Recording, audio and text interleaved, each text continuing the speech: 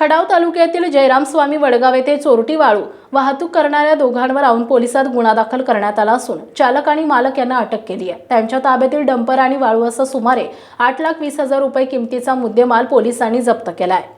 याबाबत पोलिसांनी दिलेली माहिती अशी की सहाय्यक पोलीस निरीक्षक धोंडीराम वाळवेकर यांना मिळालेल्या गोपनीय माहितीच्या आधारे पोलिसांनी सापळा रचून ही कारवाई केली आहे। डंपर चालक नवनाथ दुबळे आणि मालक हेमंत गोडसे अशी अटक केलेल्या संशयितांची नावे आहेत। पोलीस अधीक्षक समीर शेख, अप्पर पोलीस अधीक्षक आंचल दलाल, उपविभागीय पोलीस अधिकारी अश्विनी शेंडगे यांच्या मार्गदर्शनाखाली सहाय्यक पोलीस निरीक्षक धोंडीराम वाळवेकर, पोलीस हवालदार Pravin Karande, Ravindra Bansode, police constable Kiran Hirve, Pramod Ingale, Megha Phadtare, RCP प्लाटूनकडे अंमलदार पोलीस कॉन्स्टेबल सपकाळ राक्षे यांनी या कारवाईत सहभाग घेतला। अधिक तपास पोलीस नाईक RS सरतापे करीत आहेत।